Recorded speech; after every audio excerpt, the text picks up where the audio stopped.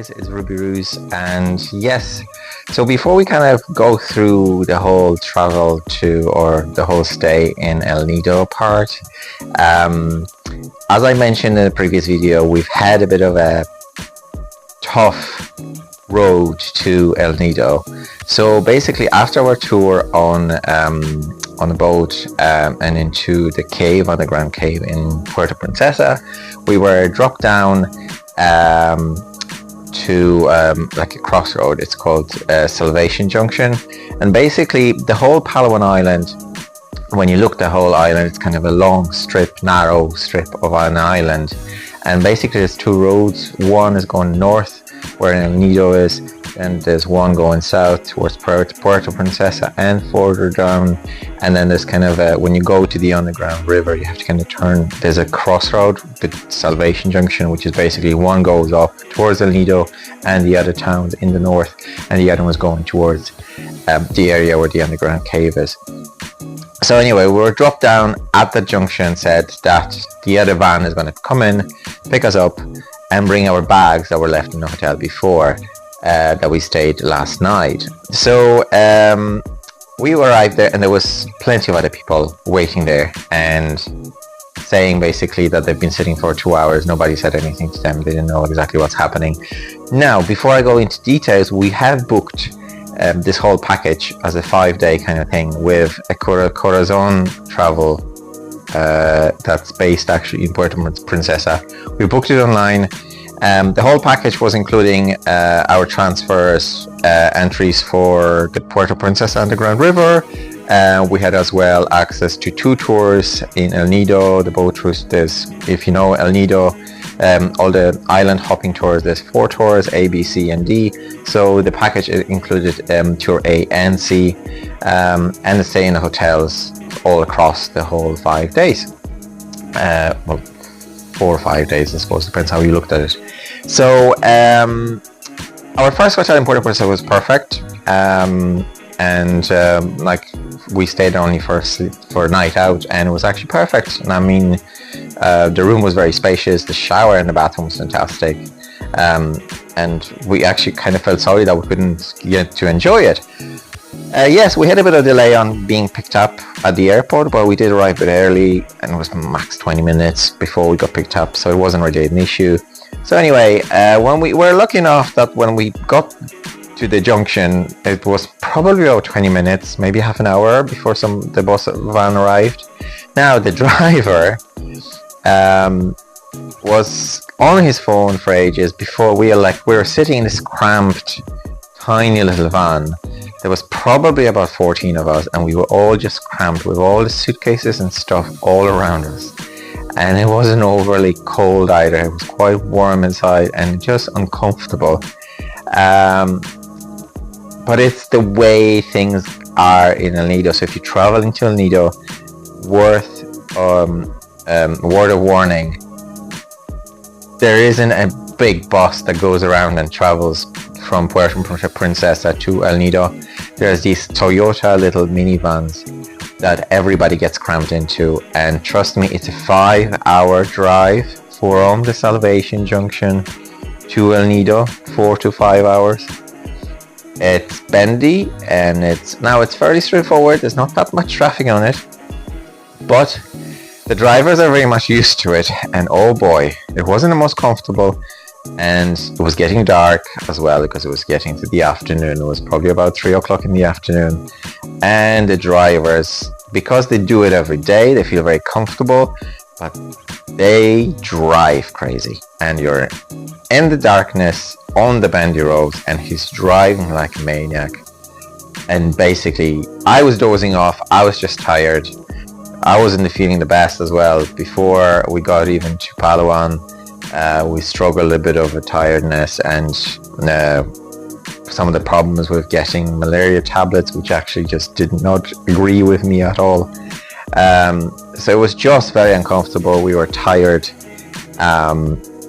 hot, and just not in a perfect stage. And so basically, after 5 hours of drive, we finally got to El Nido. And basically we were dropped down just at the kind of top of the street.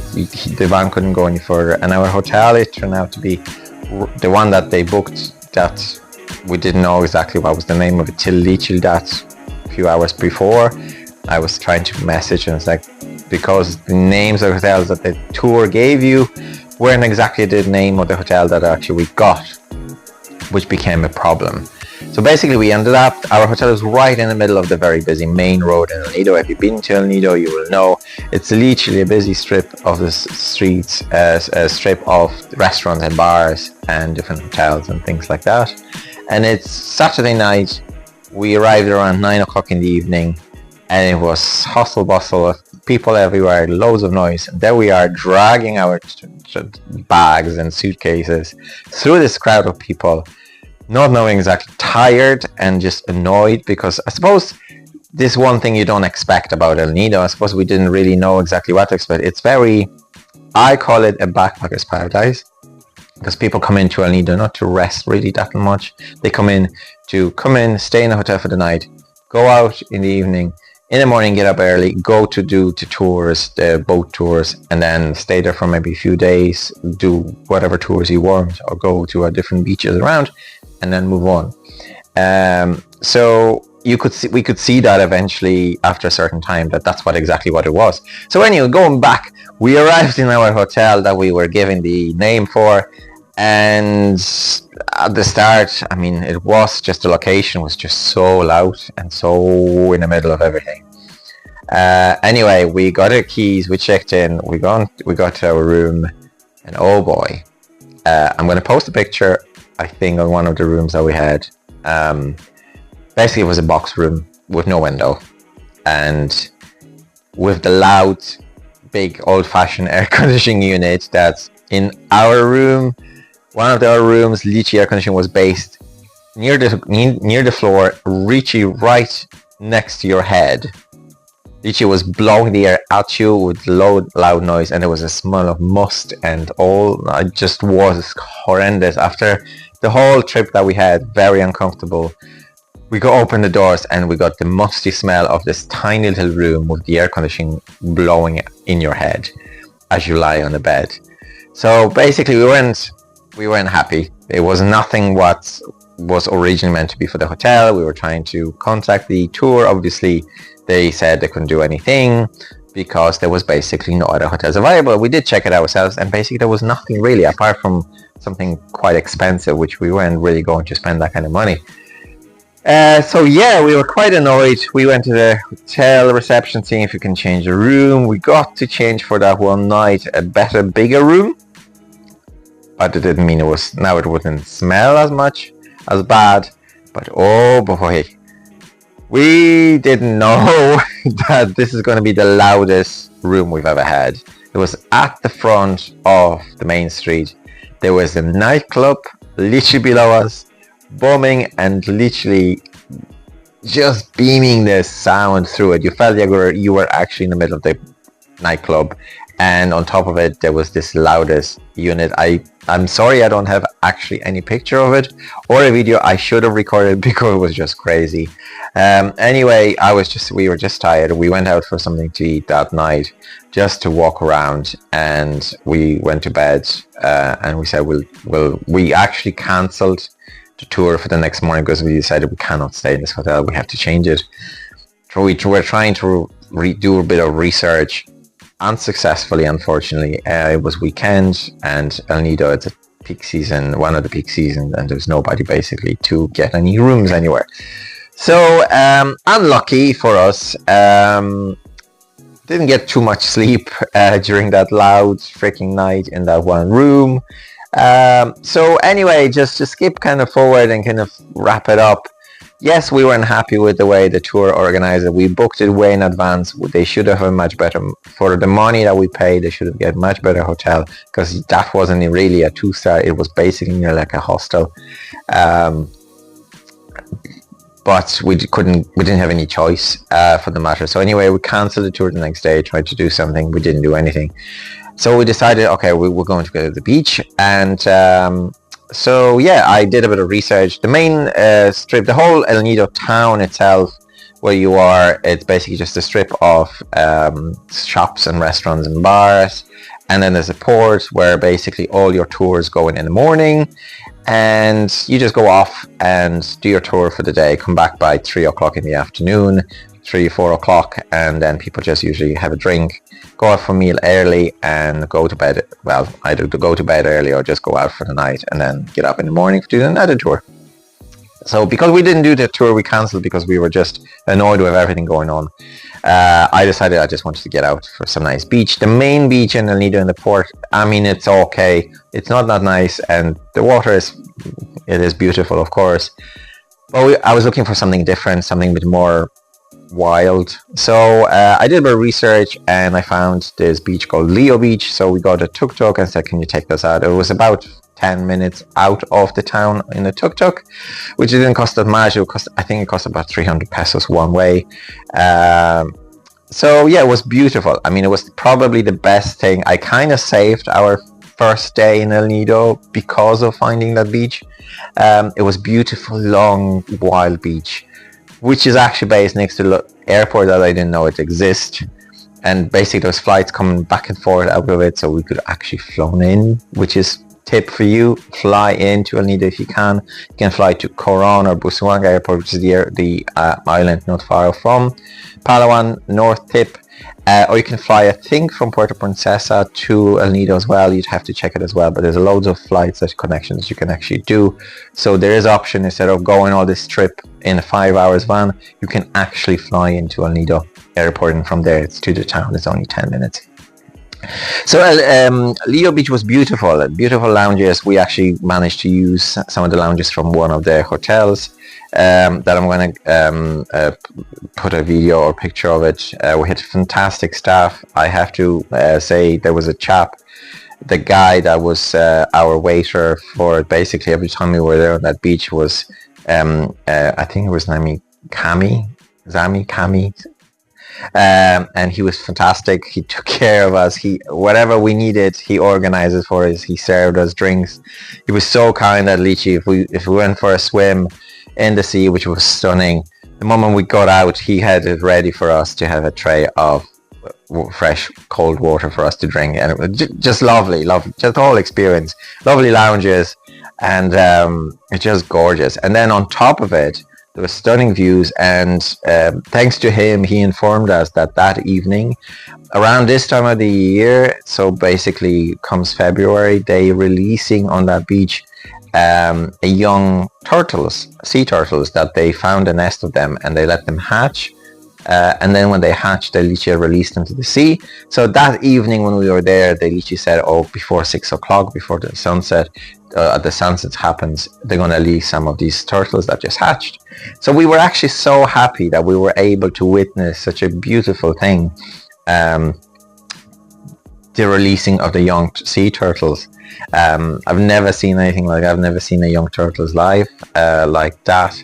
So it was just stunning, and they're taking pride of helping the nature in that way, and that's one of the things that we were able to see, which is fantastic. And the sunset that we could see on the beach that particular evening was stunning.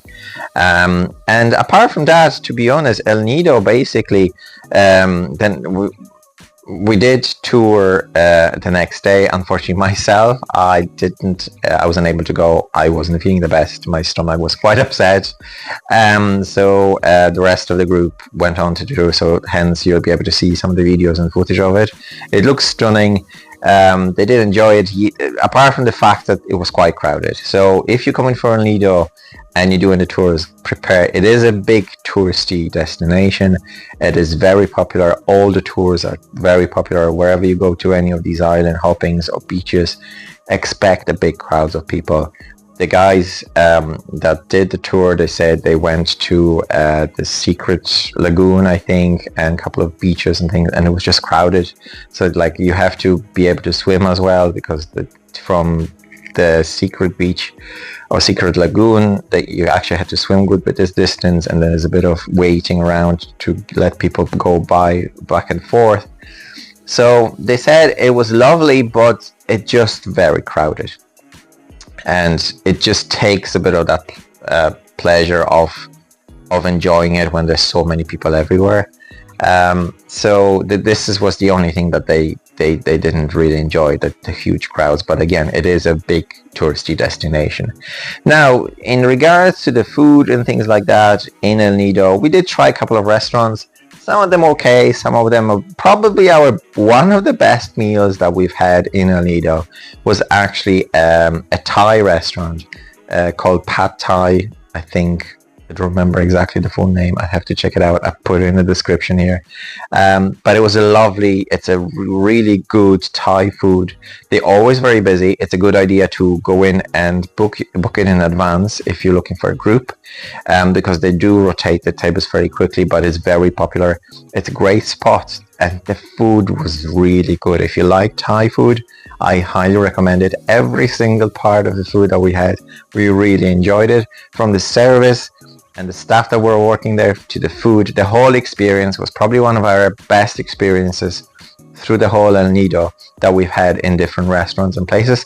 As good as our experience in Leo's Beach, because we did have a lovely lunch on Leo's Beach in one of the restaurants in one of the hotels there, which is very good as well. We had a proper lunch on the beach with a lovely wine as well, which was the first wine we had on our holidays in the Philippines. But in general, yes, El Nido is a backpacker's paradise, and I mean, you can see it in every step. So, but enjoy it. I mean, it is beautiful. It is full of people. It is full on. You can take as much as you want out of it, or as little as you want out of it. Book in advance if you're coming, because especially if you're coming in kind of busy times of the year, there's a lot of hotels booked out, and it's very hard to find something. You might have to be very lucky if you do. So do your research in advance, do your booking in advance, and if I have suggestion, don't go for package thing. Just maybe organize your tours. Although El Nido, to be fair, there's tour groups everywhere. You can just book your tours on your own if you want, with different places around. A lot of hotels nearly organize it. So to be honest, I wouldn't ever go. If I could go back and I would never do a package thing. I thought it would work out better because, you know, it'll make it easier. It did, and it didn't. And unfortunately, you don't have a control over certain things with the hotels, which was a bit of a disappointment. Yet we did stay in that hotel after all till the end. We changed for the last night because we stayed when the whole tour experience or the package experience was meant to finish. We stayed for an extra night in a different hotel, which was a South Anchorage Inn. Fine hotel, much better than nice big room, nice shower. We didn't have anything to fault it.